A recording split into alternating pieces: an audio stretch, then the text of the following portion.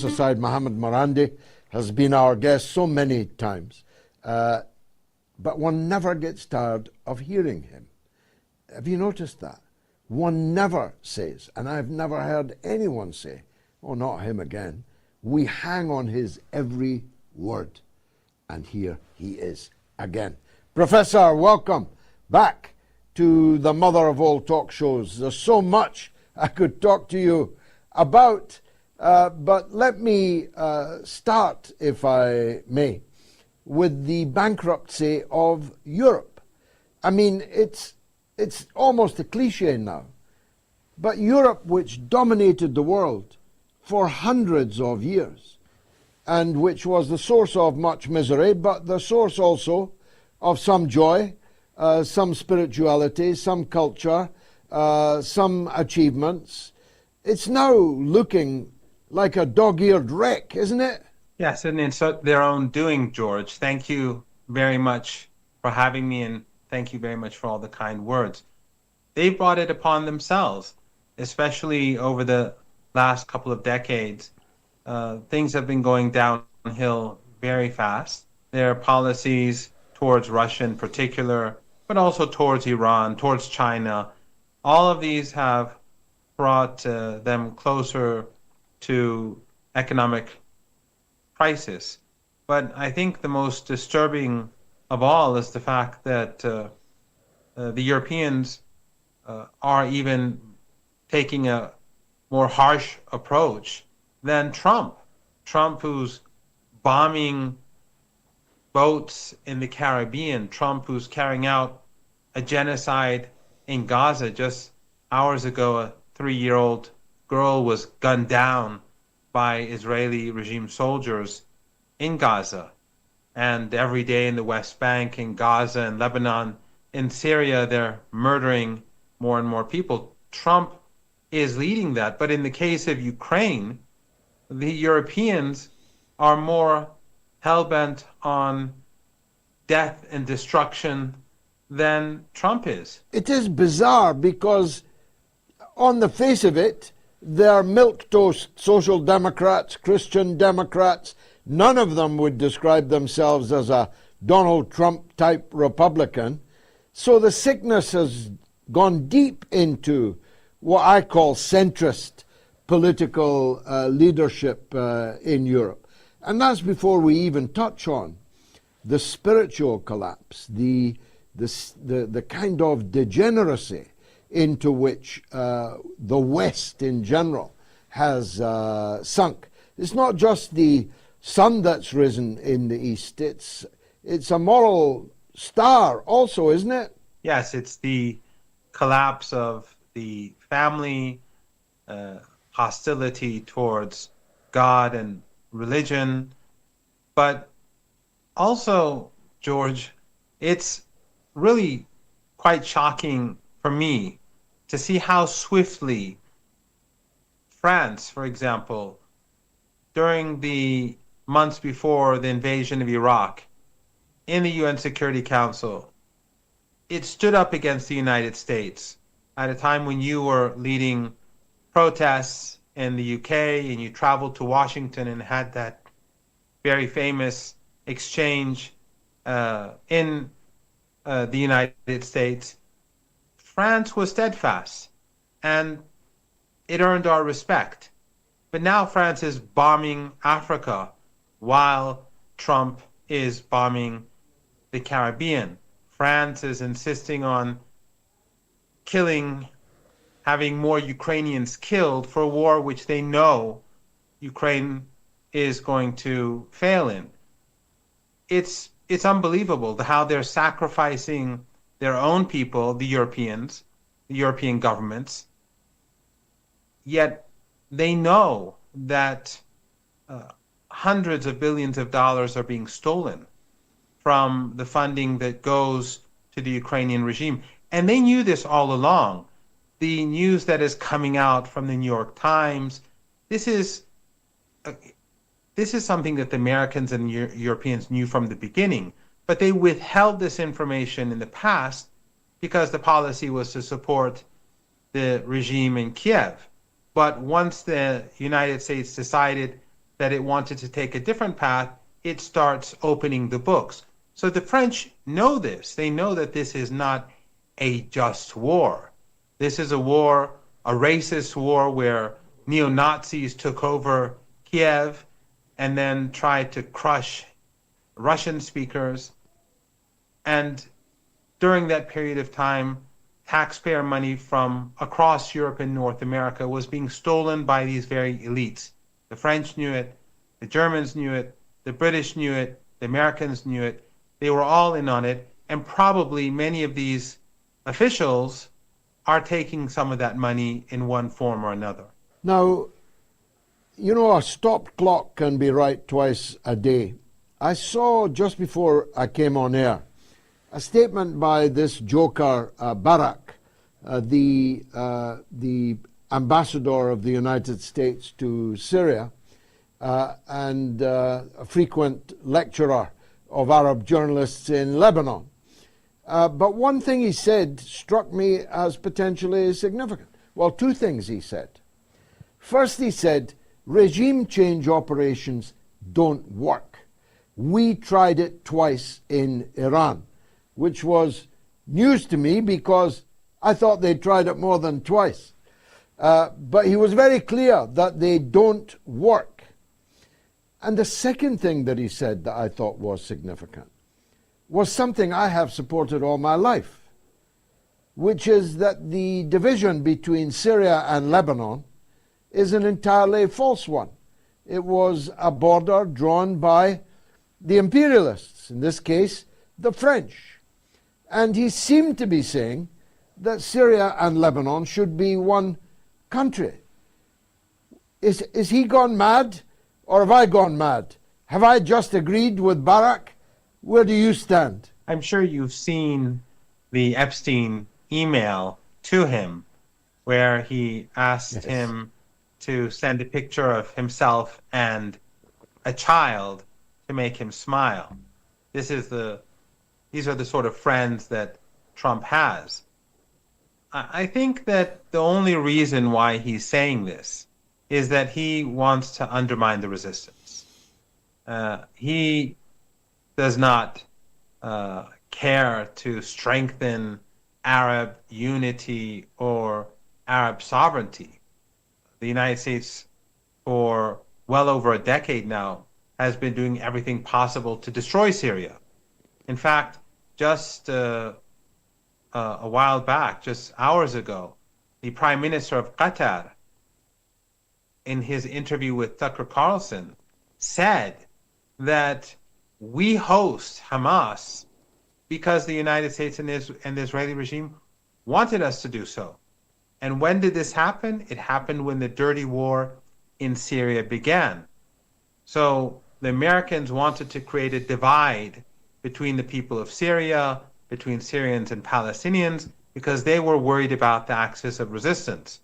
Now, the only resistance that has gone to the aid of the Palestinian people in Gaza, that has fought to draw off Zionist troops from Gaza as they were slaughtering children, is Hezbollah. And the Americans desperately want to get rid of Hezbollah and the resistance. They've used sectarianism with some success for a long period of time. And now I think he has, and the Americans have come to the conclusion that the Israeli regime cannot disarm Hezbollah. The government in Beirut that was installed by the Americans, they cannot force Hezbollah to disarm. So the best way forward is to keep pressure on the resistance from Syria, from Beirut, and from occupied Palestine. In fact, the head of CENTCOM sent a letter to the leader of Syria, Jolani al-Shara, and congratulated him, thanked him for apparently blocking and confiscating weapons that were going to Hezbollah in order to defend Lebanon against the Israeli regime. So I think his intention is not to strengthen Syria. His intention is to turn people against one another in Lebanon and Syria in order to further strengthen the Israeli regime. Now, switching gear, the Saudis have just launched this evening basically a renewed invasion of the Hadramaut area of Yemen, an area I know well. There are many people from Hadramaut in the Indonesia, where my wife comes from, as you know. I hear the word Hadramaut always and often. And now, in response to a mercenary operation launched by the UAE, which had some military success, the Saudis have invaded to counter the success of the UAE. How much more do the poor people of Yemen have to suffer from their intolerable, insufferable neighbors? It is horrific. And the same is happening in the Sudan, where the UAE has been funding the genocide there. And of course, the UAE has very close ties with the Israeli regime. The Saudis and the UAE have been allies in Yemen. And also, sadly, George, so was Turkey and Qatar. When the genocidal war began against the people of Yemen, all of these countries were on the same page. It was only later, when the Emirates and the Saudis turned against Qatar, that Al Jazeera changed its policy on Yemen. Otherwise, they were supporting the Saudis before then. In fact, I got banned on Al Jazeera after appearing on a couple of times on their show Inside Story and defending the people of Yemen. So when the blockade began, Qatar changed its tone, and so did Erdogan. And of course, Qatar came to Iran for assistance, and Iran helped, yet Qatar still, subsequently, when things got better, they stabbed Iran in the back again. But in any case, all these countries were supporting the genocide in Yemen. And today, of course, it is Yemen that is standing up and defending the people of Palestine and blocking the Red Sea during the war in Gaza in order to put pressure on the Israeli regime. Yet these very same countries that were working together turned against one another, and now the Saudis and the Emiratis cannot get along in the south with their mercenary troops. They don't care for Yemen. They don't care for the unity of the country. They have been ripping the country apart for many years now. They see Yemen as their backyard. Both of them, increasingly the Emiratis, but the Saudis from much earlier. Their behavior is like the United States, that sees the whole of Latin America as their backyard. They see themselves as having this mini empire where they consider Yemen to be their backyard, Sudan to be their backyard, and other countries on the Horn of Africa. Yeah. Finally, because I wouldn't like to have you here without bringing it up, you and I are both closely associated with Venezuela, visited there many times, have many friends there. On what might be, one never knows, the eve of an American attack, at least invasion at most, of Venezuela. How do you think that is going to work out? It won't end. And if they do really try to invade Venezuela, the United States, it will not end well. We've both been there. It is mountainous, it has forests, it has jungles. Part of the Amazon forest is in Venezuela. This is an ideal terrain for war. This is not the plains of Iraq, where even there the Americans suffered defeat. And you have to keep in mind, George, and I know you know this, those who support the government in Venezuela are from the disenfranchised class, the lower classes, the working classes. And when it comes to war, usually they're the ones who are much tougher than everyone else. They're the ones who have more courage, who stand up to authority. In any country, it is often the working class and the disenfranchised that are more radical, not necessarily in a bad or a good way, but who are more radical and who more easily come to the streets. If the United States tries to overrun the country, take control of the country, and install this Nobel Peace Prize winner, then I think it's going to get very bloody, and ultimately the United States will be kicked out of Venezuela. It will be worse for the United States than Iraq. I said finally, but permit me one more question. It struck me there as you spoke. The World Cup draw, the most interminable, cringe-making, excruciating, appalling sight since the 1936 Olympics in front of Adolf Hitler. Iran are in the World Cup, but Iran were not allowed, didn't get visas to be at this ceremony. They dodged a bullet there, if you ask me. But are the Iranian team going to be allowed visas to actually participate in the World Cup? Are Iranian supporters going to be allowed? It's a real farce, isn't it? Yes, it's unclear if the United States will allow the Iranian team to get its visas or to get their visas on time. Watching Trump get his award and take the award and put it around his neck was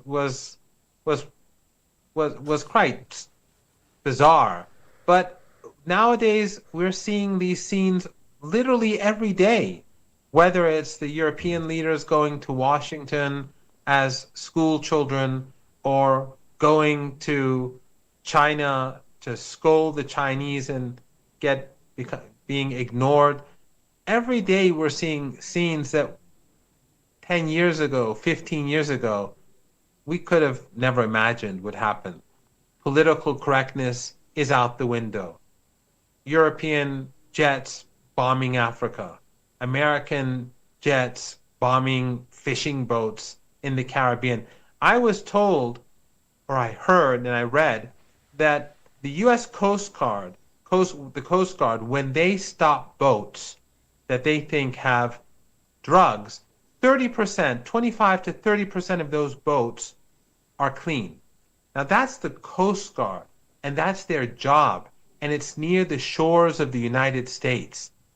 If 25 to 30% of the boats are clean, then imagine what the percentage of the boats, if they are sincere in seeking drugs. Let us just imagine that the U.S. is sincere in trying to find these people who are carrying drugs. And we know that they can't take them to the United States with those boats. But even if they are sincere, if the Coast Guard,